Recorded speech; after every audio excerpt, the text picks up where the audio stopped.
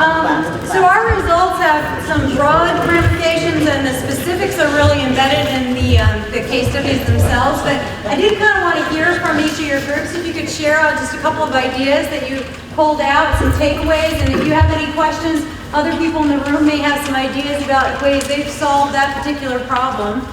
So I'll start up here with the rural folks. I guess one of the things we realized is that even though we're all rural, we're still incredibly different. Yeah.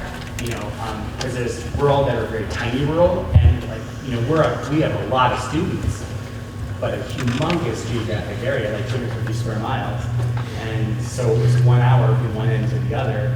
One of the things I think we had in common though is because we are rural, our access to resources is very difficult. Either economically, we don't have the resources in-house, or to go access resources for our at-risk students, whether it's a SPOA program or wraparound program, a special program with the BOCES or whatever. Our kids are on buses for a long time, or we're having to transport them a far distance, or their parents don't have access to transportation to get them there. I was just looking around the room for my colleague, Hal Lawson. I think he just stepped out.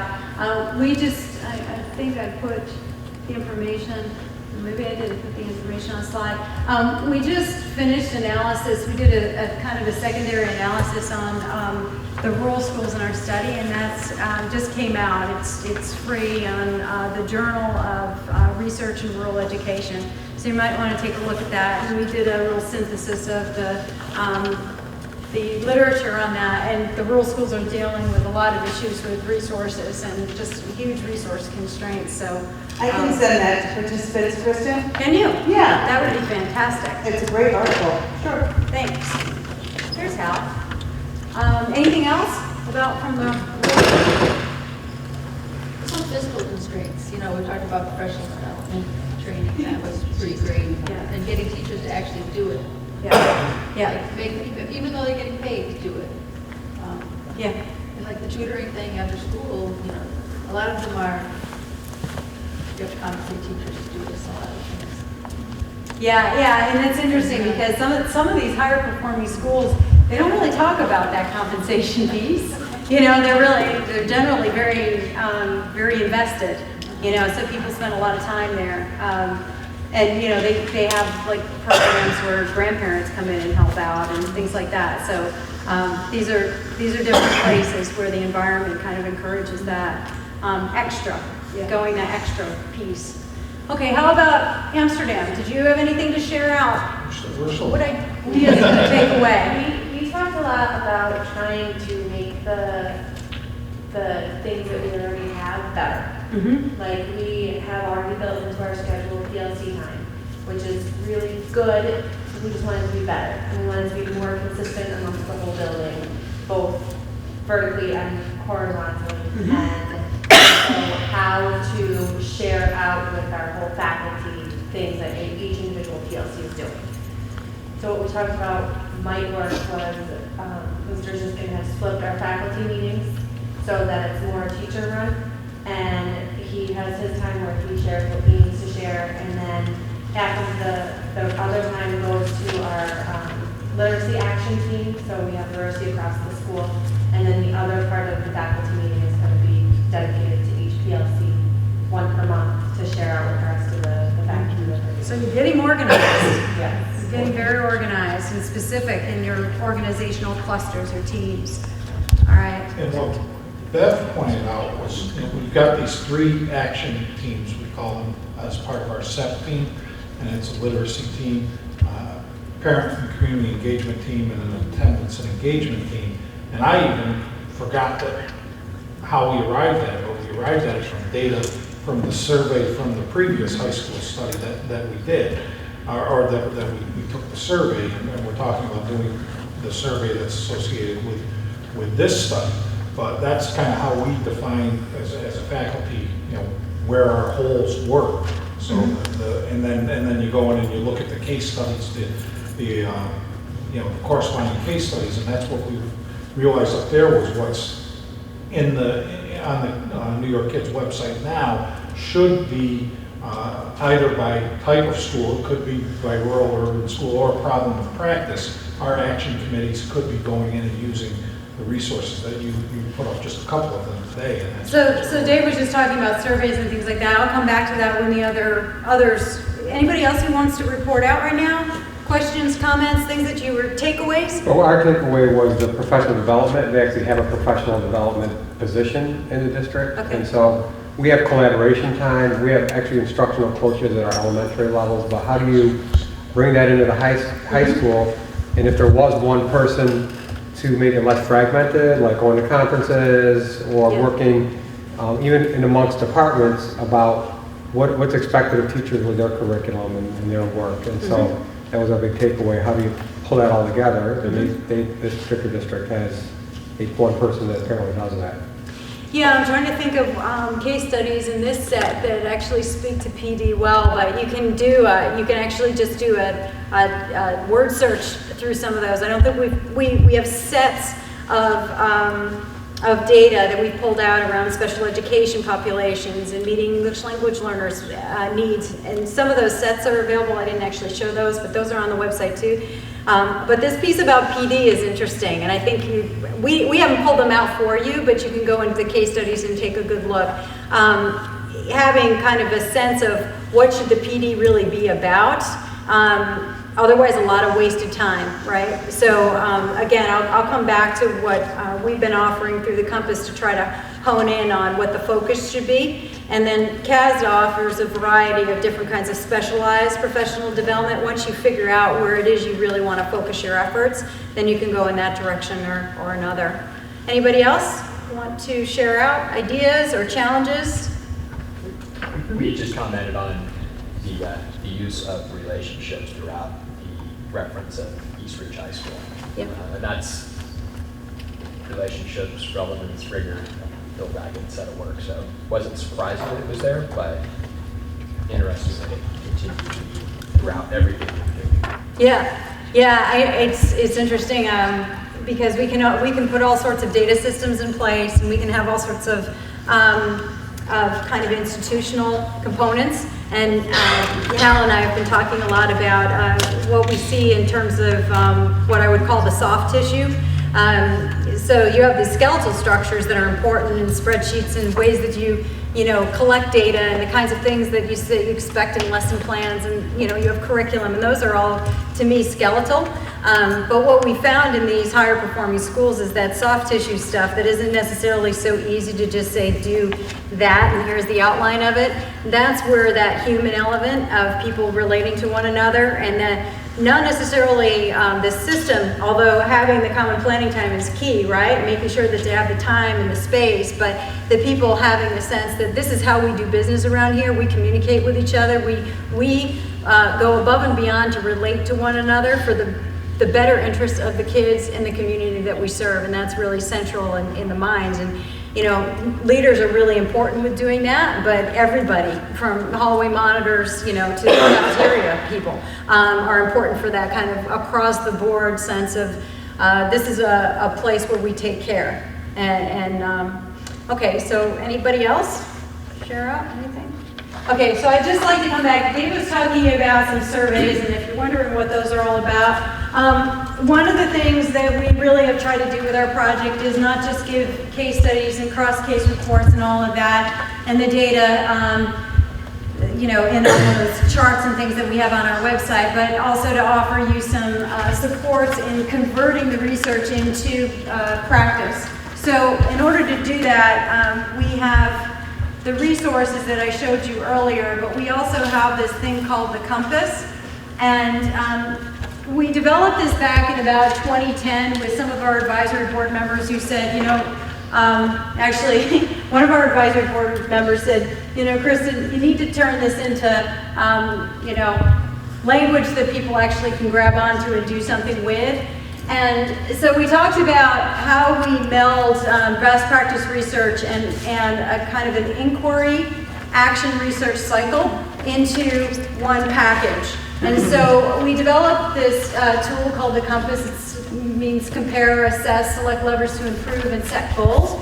That's what the acronym comes from. And it's basically a toolkit. And what I just walked you through in the last hour and a half or so is the first step in that toolkit. And it's really about comparing where you are to other schools that we've identified as being examples of higher performance or typical performance. So those continuums that you kind of ranked yourself on is the beginning step to start to think about the things that we saw matter most with relation to graduating at-risk students on time. And so one of the things that we do in this institute is we offer a survey, and the survey is very similar to those continua that you just looked at. It's basically put on a SurveyMonkey website, and if you contact us, we'd be happy to send you the link and send you a report of what you have in your building with regard to this idea of where do we see ourselves with regard to aligning goals and curriculum, with regard to bridging divides and so on, all the way down. So it's not a terribly long survey. It takes less than 15 minutes, and we recommend that you send it out to as many people in the building that you're interested in as possible to get a sense of the pulse of what's happening in that building. And then with those data, you can say, all right, now we have an idea across the board. We know individually how we think our school or district is functioning, but we get a bigger picture of how it's looking across the board, and it actually is something that people can say, oh, I've had a voice in this. And so when you think about professional development being focused in a particular area, you can bring back, well, this is how our survey came out, and this is the area that we identified ourselves as being stronger and weaker. And so we want to focus on these areas because this is what we've all decided is something that's important. So I don't know if you wanted to talk about that a little bit. Dave, you did this on the previous high school study findings, right? We did the survey school-wide twice. I can't remember, it was 2009 or 2010 that we first engaged with Compass. I think it was 2010, yeah. I think it was August of 2010. And then about a year and a half later, we did it again, and there was some movement, which was good. But again, we used the data to define these holes that led to these action teams that we created on our SEP team. What we've also done is we've taken it, and we didn't do it on SurveyMonkey, but we used hard copies in by department, and there were different themes for the previous study than the ones that are in there now. Yeah, because this is all based on graduation rates. Right. So you're going to see some overlap with achievement in high school and graduation rates, but they're not exactly the same thing either. But what I found, in addition to the data that you get about the impressions of the faculty, it also gives you the fours are all the ideal that you want to be shooting for. So kind of articulates that for you, because sometimes you get caught up in justifying and trying to articulate where we want to go and what is best practice. Those are defined with on each of the scales, the level 4. So. Yeah, how many of you in your district have gone through any kind of review from the state for underperforming subgroups? All right, so one of the things that I just wanted to articulate too is that we've been working most recently with the State Education Department. They have a variety of new kind of instruments that they're using to evaluate schools. They have this thing called, who's heard of the DTSDE? Yeah, a couple of people have heard of the DTSDE. Yay, go The ridiculous rubric. Yes, ridiculous rubric, as one person says.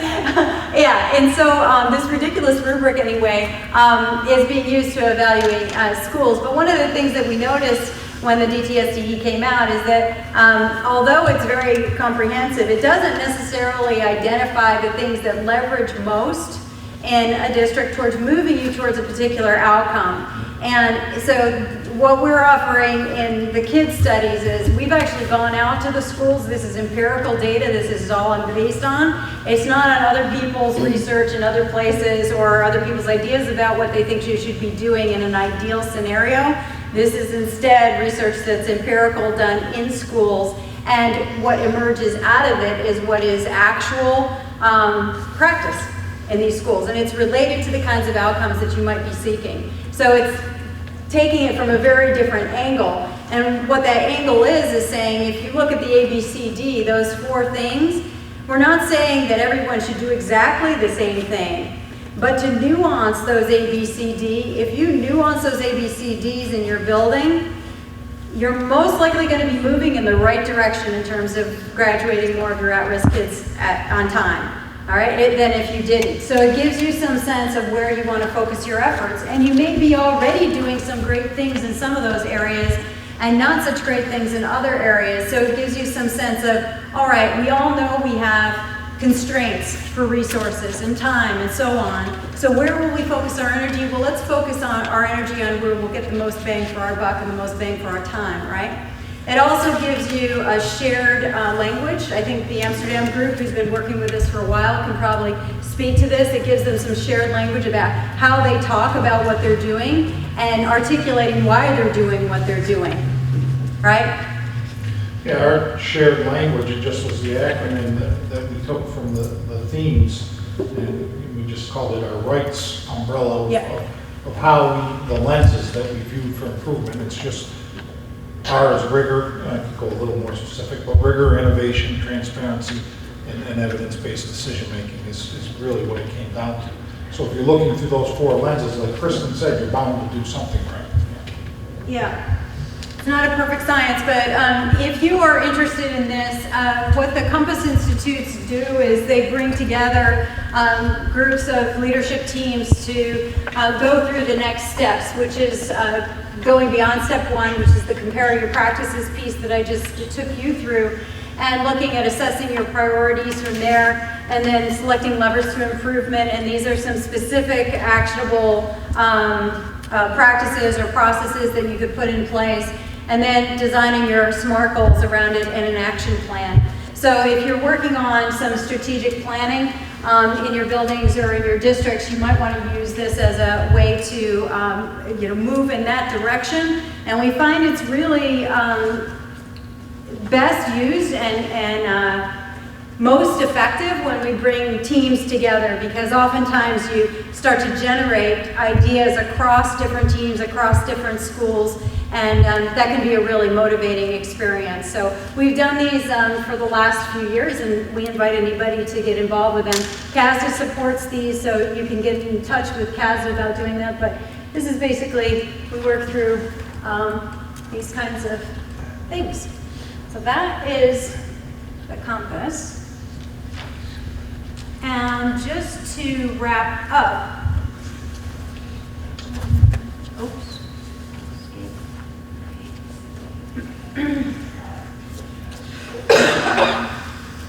Again, these are some of the resources that we have online. I showed you those before.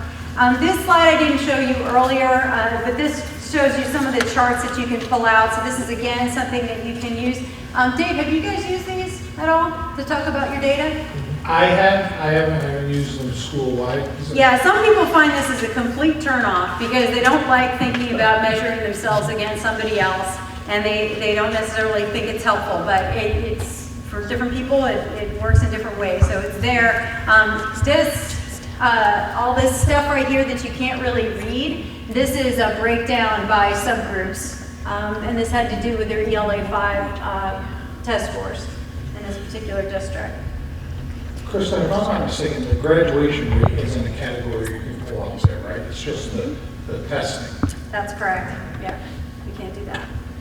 Have I forgotten anything? So yeah, actually, ideally too, I just wanted to note, ideally too, you're going to have vertical generation around the ideas that you enact in your high school level. So we have, the compass ranges from elementary through middle and through high school, and it's really quite helpful if you have vertical teams work together so that you can, as you probably know, if things are holding together in the middle school level, you deal with less problems in the high school and so on. So we recommend that you look at vertical teaming and use some of the instruments that look across. All of these, by the way, we have surveys associated to the middle school, the elementary, in addition to the high school. I have some cards I will put up on the table in the back of my own. If you have any interest in any other resources, if you would like printed reports sent to you, contact Janet Angelis. She's our project director, or Sharon Wiles. She's our project coordinator. And the website has the reports available, and I think that is it. So thank you all. I hope this gave you a lot of good ideas and also a place to to go and get more resources. I appreciate you coming today on a rainy day. And please let me know if you have any questions.